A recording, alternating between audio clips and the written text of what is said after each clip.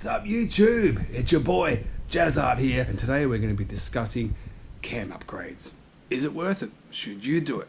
Have you got a Harley Davidson 103 or 96 cubic inch twin cam? If you do, you maybe be thinking about getting a bit of extra power.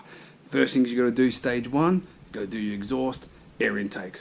Lots of air in, exhaust out quicker.